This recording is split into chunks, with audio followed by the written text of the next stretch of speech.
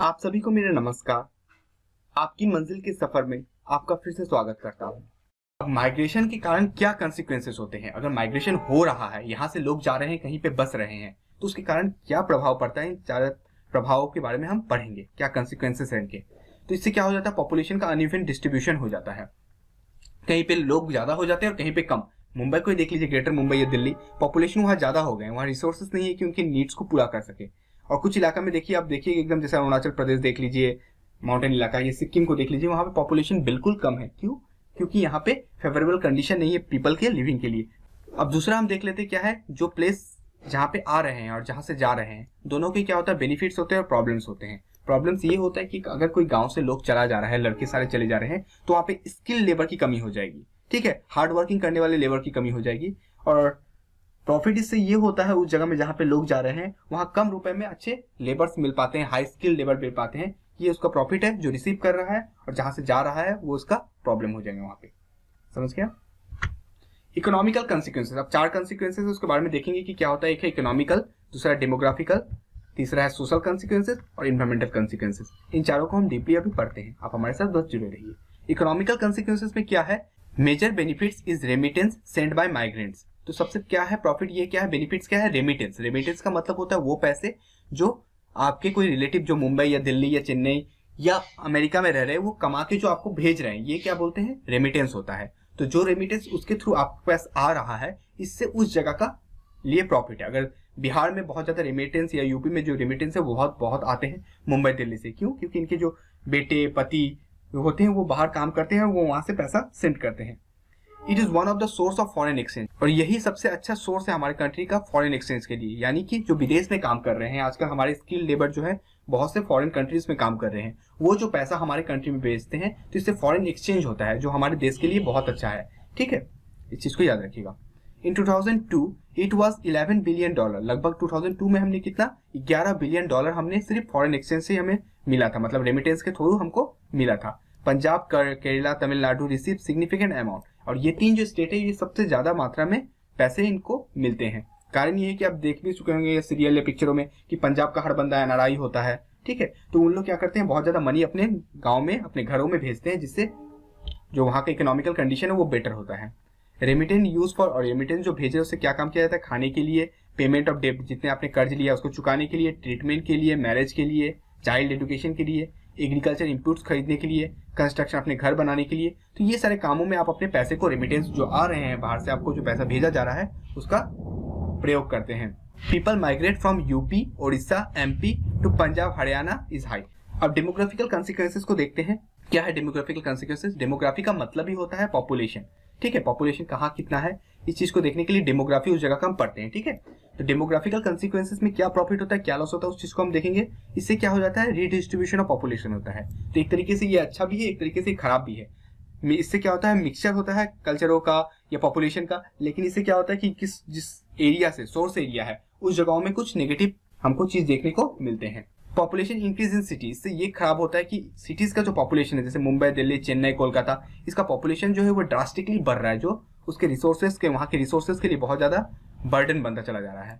ठीक है, age and skill population migrate from rural to cities, और क्या हो रहे हैं? अच्छे एज जो 18-20 ये सब एज के लोग हैं, और जो स्किल्ड पॉपुलेशन है वो सिटीज में चले जा रहे हैं रूरल एरिया से। तो रूरल एरिया इस चीज का एकदम लैक चीज को फेस कर रहा है। Imbalance in age sex composition, और एज सेक्स कॉम्पोजिशन में भी आपको बहुत ज्यादा बदलाव देखने को मिल रहा है। जैसे आप गांव में देख पाइएगा कि बच्चे बूढ़े ही आपको ज्यादा देखने को मिलेंगे। जितने वहां पे यंग एज पीपल होंगे, जो हाईली स्किल्ड होंगे या हार्ड वर्किंग पीपल होंगे, वो अदर स्टेट में चले जा रहे हैं, वहां पे नहीं रह रहे हैं। तो इससे क्या हो रहा है? इम्बैलेंस हो जा रहा है एज सेक्स कॉम्पोजिशन का। ठीक है, और एक चीज, फीमेल पॉपुलेशन आपको गाँव में बहुत ज्यादा देखने को मिल जाएंगे। ठीक है, और मेल पॉपुलेशन जो है सब आउट माइग्रेंट हो जाएंगे।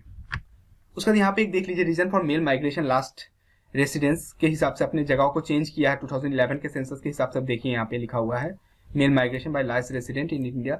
सबसे ज्यादा जो यहाँ पे मूव कर रही है, कुछ कारण देख लीजिए, अदर कारण है, इसको छोड़ दीजिए आप। यहाँ पे देख लीजिए वर्क एम्प्लॉयमेंट, काम के तलाश में 24% लोग मूव करते हैं एक जगह से दूसरे जगह में, देख लिया आपने। और फीमेल माइग्रेशन जो क्यों कर रहे हैं, यहाँ पे आप देख पा रहे हैं इतना बड़ा इसका नंबर है। फीमेल माइग्रेशन जो है आपको 66% मैरिज के लिए मूव करते हैं। तो मेल जो है लगभग जॉब के लिए कर रहे हैं मूव, और फीमेल जो है लगभग मैरिज के लिए मूव करती है। आप ये बात को अच्छे से जानते हैं। आगे देखते हैं सोशल कंसिक्वेंसेस के बारे में हम देखेंगे कि क्या होता है। Migrant act as an agent of social changes. तो माइग्रेशन जो होता है या माइग्रेंट्स जो होते हैं वो क्या करते हैं, सोशल चेंज के लिए बहुत इंपॉर्टेंट रोल प्ले करते हैं। मतलब जो कोई इंसान अगर बिहार से अगर साउथ में जा रहा है तो वो अपने कल्चर को भी लेकर जाएगा, और कोई अगर साउथ से नॉर्थ की तरफ आता है तो वो अपने कल्चर को लेकर आएगा। तो इससे क्या होता है, इंटरमिक्सिंग ऑफ कल्चर होता है, जो यहाँ पे लिखा हुआ है। बहुत ही ये समाज के लिए बहुत ही अच्छा है। ठीक है, new technology, family planning, girl education, ये सारी चीज भी क्या होते हैं, सोशल जो इंटरमिक्सिंग के कारण ये सारी चीज भी फैल और एक अच्छे समाज का निर्माण करते हैं। It is positive change for national integrity, और नेशनल इंटीग्रिटी के लिए बहुत अच्छा सिंबल है। बट लीड्स टू यूनानिमिटी, इसका मतलब होता है कि सब लोगों को इसे स्वीकार करना चाहिए। अगर इसे नहीं करते हैं तो ये प्रॉब्लम भी क्रिएट कर सकता है। अगर इंटरमिक्सिंग लोगों को पसंद नहीं है तो ये प्रॉब्लम भी क्रिएट कर सकता है। It create social vacuums and sense of dejection, तो ये लोगों के अंदर क्या कर देता है, डिजक्शन का मतलब होता है दुखी।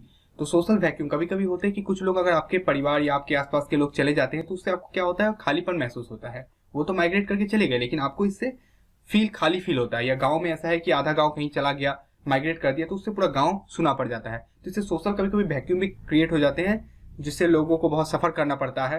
पीपल्स में fall in anti social activities, और कभी कभी क्या होता है, कुछ लोग इस वजह से एंटी सोशल एक्टिविटीज भी करने लग जाते हैं। अगर माइग्रेट्स करके कुछ लोग आए हैं, जैसे आपने कश्मीर में ही देखा होगा कि कश्मीरी पंडितों के साथ बहुत ज्यादा एंटी सोशल एक्टिविटीज सब हुआ था। तो ये एक तरीके से जो सोशल कंसिक्वेंसेस है उसमें ही आता है, और जो अच्छे तरीके से नहीं मिक्सिंग होने की वजह से ये प्रॉब्लम क्रिएट होते हैं। आगे देखते हैं कि इन्वायरमेंटल कंसिक्वेंसेस क्या चीज है। ठीक है, pressure on the existing facilities, जो पहले से रिसोर्सेस है उनके ऊपर क्या पड़ जाता है, बहुत ज्यादा प्रेशर पड़ता है। क्योंकि पॉपुलेशन तो बढ़ रही है लेकिन उस हिसाब से हम क्या करते हैं, अपने रिसोर्सेज का बढ़ाते नहीं है, इस वजह से उस पर प्रेशर क्रिएट होता है।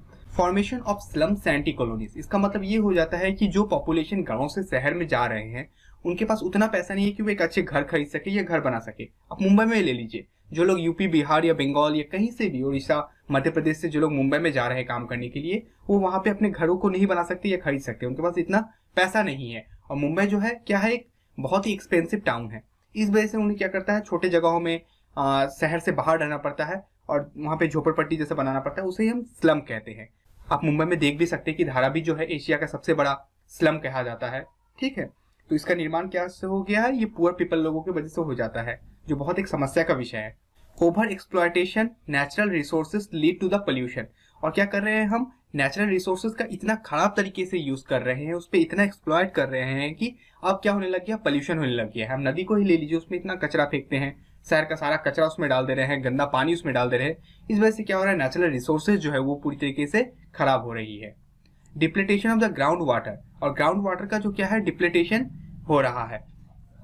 ग्राउंड वाटर का डिप्लेटेशन हो रहा है, यानी कि हम लोग जो इतने बड़े पॉपुलेशन का नीड्स को पूरा करने के लिए इतने ज्यादा ग्राउंड से पानी को खींचा जा रहा है और वो उतनी स्पीड तरीके से रिन्यू नहीं कर पा रहा है, जो एक हमारे इन्वायरमेंट के लिए बहुत ही ज्यादा खराब है। तो आप देख सक रहे हैं कि किस तरीके से माइग्रेशन के कारण नेचर के ऊपर अच्छा प्रभाव नहीं पड़ रहा है, ये खराब प्रभाव ही पड़ रहा है। Sewage disposal become major problem, और जो सीवेज डिस्पोजल है मतलब यानी कि नाली का जो ये सब गंदा पानी ये सब जो है ये बहुत देखने को मिल रहा है, क्योंकि इतने ज्यादा पॉपुलेशन हो गए हैं, रहने के लिए जगह नहीं है, तो आप नाली कहाँ बनाएंगे। तो ये गंदगी जो है वो कहीं जा नहीं पा रहा है और ये शहर में के अंदर ही रह जा रहा है, जिससे बहुत ज्यादा बीमारियां या कचरा या गार्बेज की समस्या देखने को हमें मिल रही है। ठीक है, डंपिंग ग्राउंड ये सब शहर के अंदर ही हो चुका है। अदर कुछ प्रॉब्लम है जिससे हम देखते हैं क्या क्या है। चेंज इन वुमेन स्टेटस, एक चीज तो ये अच्छा हुआ कि माइग्रेशन के कारण वुमेन का जो स्टेटस आया उसमें कुछ बदलाव देखने को आए हैं। क्या होता है कि माइग्रेशन से लोग अब बाहर जा रहे हैं, वुमेन्स जो गांव में रहती थी अब उन्हें भी शहर में जाके नौकरियां मिल जा रही है, तो इससे जो उनका स्टेटस है, लिविंग स्टैंडर्ड है, ये बढ़ रहा है। फीमेल भी अब क्या हो रही है, शहर में जाके एडुकेटेड हो रही है, लोग पढ़ने के लिए बाहर जा रहे हैं। फीमेल कल्चर की इंटरमिक्सिंग होने की वजह से अब फीमेल्स को भी लोग हरियाणा पंजाब में पढ़ाते हैं, जो एक बहुत पॉजिटिव सिंबल है।